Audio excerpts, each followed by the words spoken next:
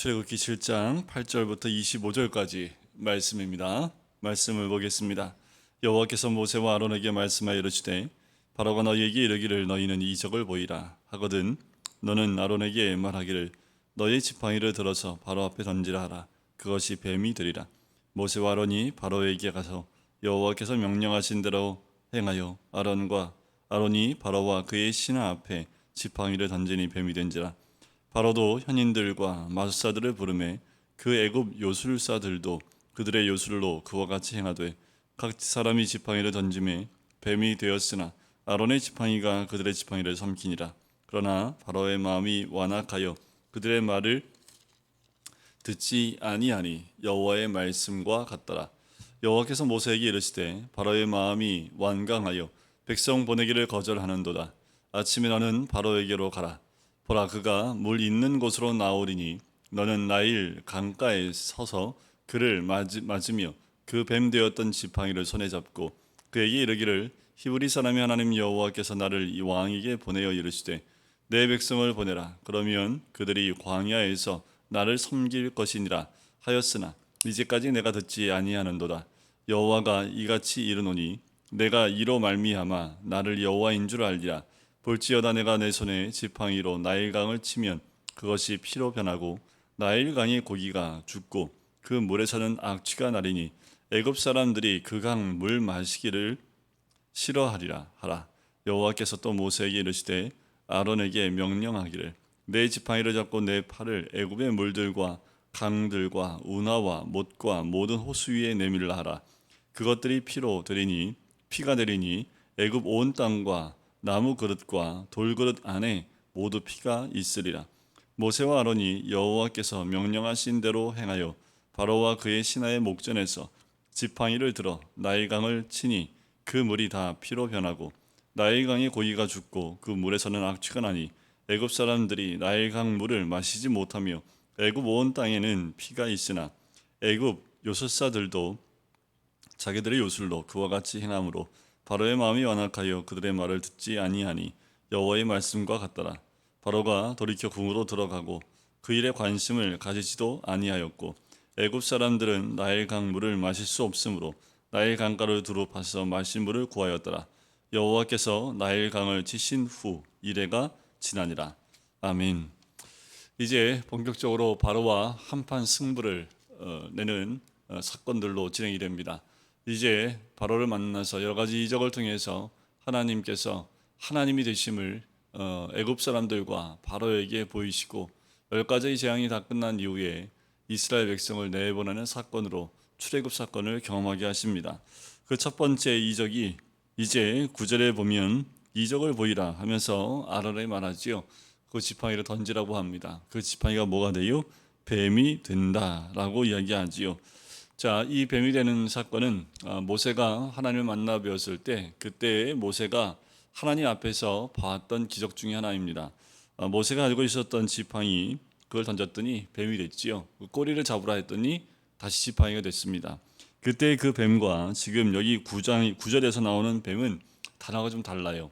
같은 히브리어로 쓴 것이 아니라 다른 단어를 쓰고 있는데 여기 지금 7장 9절에 나오는 이 뱀은 용 또는 괴물로 번역할 수도 있는 그 단어를 쓰고 있습니다. 같이 뱀으로 번역은 될 수 있지만 쓰는 용도가 다른 뱀입니다. 그런데 이 뱀은 애굽의 바로 그러니까 왕의 권세를 상징하는 그 동물이 뱀입니다. 그러니까 이 뱀이라는 것은 아마도 그 왕으로서 바로의 그 권세와 권력을 드러내기 위해서 뱀의 형상이나 이런 것들을 왕좌나 또는 여러 가지 형상으로 그 왕궁 안에 아마도 가지고 있었던 것 같아요. 그래서 그 뱀이 되게 하는 거지요. 그런데 현자나 요술사들을 불러서 똑같은 일을 하게끔 합니다. 그래서 그들도 지팡이 던졌는데 뱀이 돼요. 근데 다른 건 뭡니까? 아론의 지팡이가 이 다른 요술사들의 지팡이, 뱀을 잡아먹어 버린다는 거지요. 진정한 원사가 주께 있음을 우리 주님이 알려주십니다. 하지만 이 바로가 그 광경을 보고도 돌이키지 않고 더 마음이 완악해지지요. 그래서 어떻게 해요? 하나님 여호와의 말씀대로 그대로 되어지는 모습을 봐요. 우리 앞에 이런 이적들이 있다 할지라도 믿음은 생기지 않습니다. 우리 앞에 내가 생각지도 않은 이적들이나 또 여러 가지 현상이 있다고 해서 믿음이 생기는 건 아니지요. 믿음은 오직 여호와의 말씀으로부터 나오는 것이 믿음입니다. 이미 예수님께서 누가복음에 부자와 거지 나사로의 비유로 말씀해 주셨지요. 부자와 거지가 다 죽어서 하늘나라로 갑니다. 그때 그 거지는 아브라함의 품에 있었고 이 부자는 지옥에 있었지요.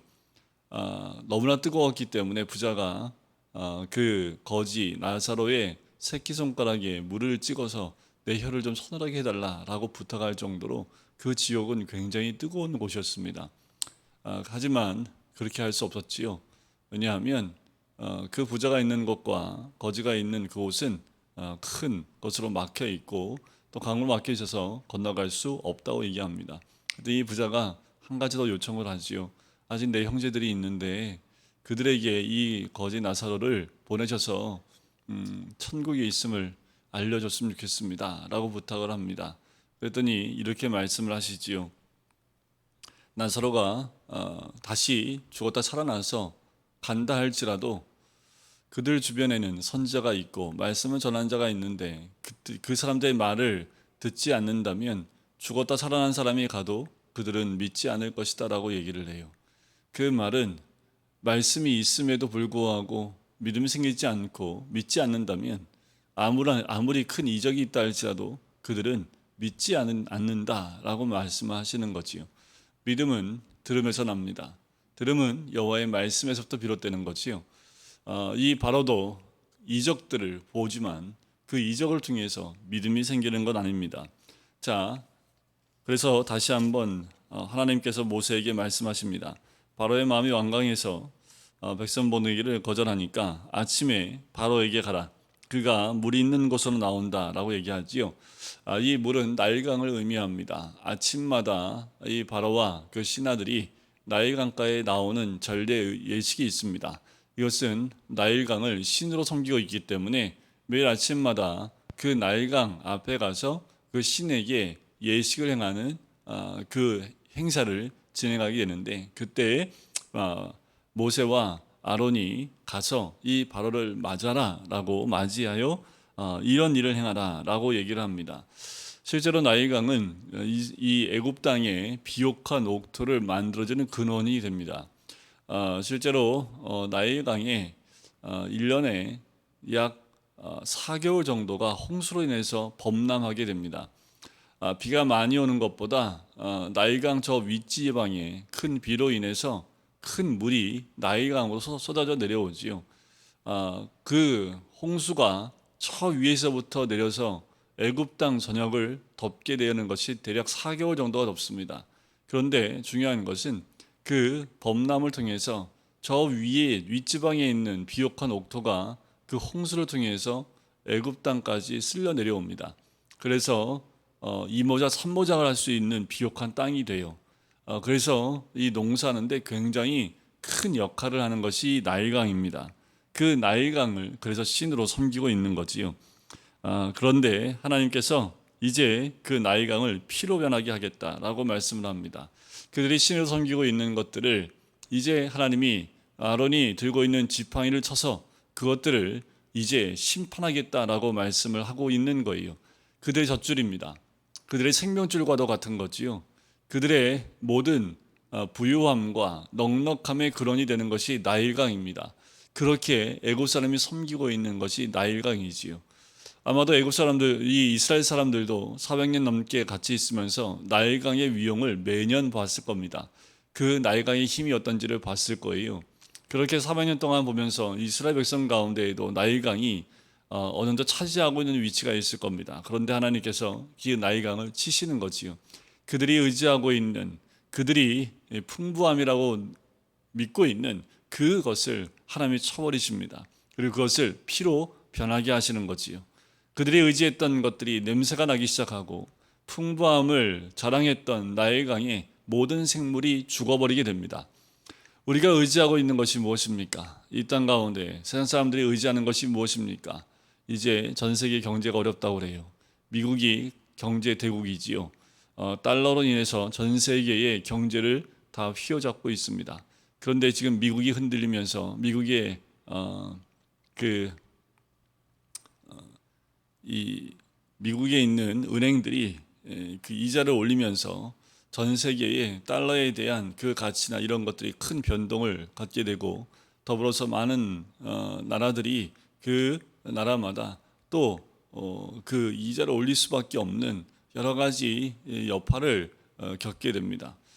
미국의 풍부함 때문에 전 세계가 많이 누리고 있었던 그것도 있지요. 하지만 미국이 흔들리니까 전 세계 경제가 흔들려 버리는 거지요. 미국에도 한계가 있습니다. 이 땅에 존재하는 뭐 어떤 것도 한계가 있고 끝이 있지요. 그것이 영원할 수 없습니다. 그럼에도 불구하고 이 땅의 사람들은 영원할 것처럼 의지하는 것들이 있지요. 하지만 한순간 하나님이 그것을 치시면 악취가 나는 것이 될 수 있다라는 거예요. 우리가 하나님만 의지하지 않고 다른 것을 의지하는 것들, 한순간 악취가 나는 것으로 바뀔 수 있습니다. 그 악취 나는 것들을 의지해 봤자 그것은 끝이 있고 결국은 하나님의 심판 아래 있게 된다라는 거지요. 자, 그 피로 변한 것들이 어떻게 해요? 사람들이 마실 수 있는 물까지도 다 피로 바뀌게 됩니다. 그리고 결국 그들이 가지고 있었던 나무 그릇과 돌 그릇 안에도 피가 있는 거지요. 그들이 우상을 섬기는 것들을 보통 나무나 돌로 만들기 때문에 이 나무와 돌 그릇에서도 피가 있다라는 것은 그것까지 하나님의 심판이 임하는 것을 이야기하십니다. 이렇게 강물이 피로 다 변했음에도 불구하고 애굽의 요수사들도 이와 같이 행합니다. 바로의 마음이 완악합니다. 다 여호와의 말씀과 같게 되는 거지요.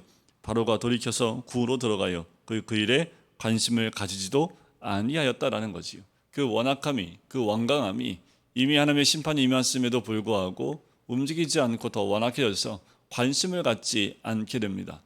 자, 이런 모습 가운데 애굽 사람들은 마실 물을 구하기 위해서 나일강가를 두루 파서 마실 물을 구하는 현실이 되어집니다.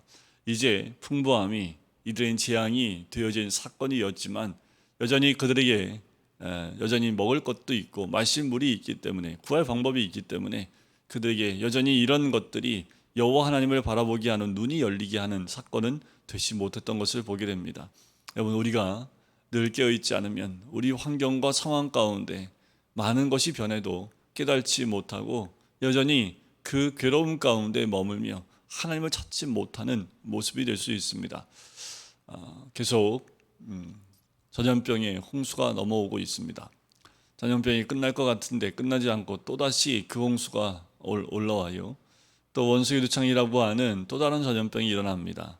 그런데 그거 아세요? 원수유두창은 이 동성애자를 통해서 거의 99%가 전파가 된다고 합니다.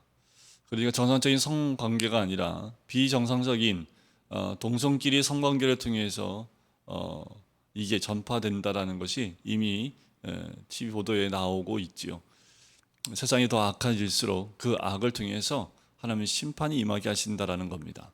사람들의 욕심과 그 죄로 인해서 하나님의 심판이 더 임하게 됩니다. 그런데도 동성애에 대한 부분들에 대해서 사람들이 감각이 없습니다. 동성애가 정신적인 승리인 것처럼 이야기하지만 결국 그 모든 악의 근원과 그리고 질병의 근원이 동성애로부터 계속해서 쏟아져 나올 텐데 깨닫지 못하는 거지요.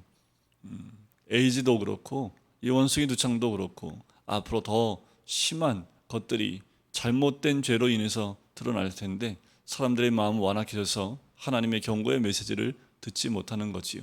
깨어 있어야 합니다. 이 마지막 때에 우리 나만 아니면 되는 것이 아니라 전 세계에 임한 하나님의 심판, 지금 이스라엘 백성이 살고 있는 그 땅 가운데에도 피가 물이 피로 변한 거지요. 그래서 동일한 괴로움과 아픔 가운데 있는 겁니다. 이 땅에 있는 모든 심판들은 예수 믿는 사람에게는 없습니까? 동일하게 임하게 있는 것처럼 우리가 깨어서 하나님 명령과 또 그 말씀에 귀를 기울이고 순종하는 모습이 우리 가운데 있을 뿐만 아니라 간구하고 기도하시는 모습을 통해서 하나님께 간구함을 통해서 하나님이 이 땅 가운데 정결케 하고 또 주님의 음성이 들릴 때에 귀를 기울이며 돌이켜 주님께 가까이 나가는 것이 이 심판에 대한 우리의 모습이어야 될 줄 믿습니다. 오늘도 더 주님께 가까이 나아가시고 또 모세와 아론처럼 주의 말씀을 따라 전할 수 있는 하나님의 사람이 되어야 될 줄 믿습니다.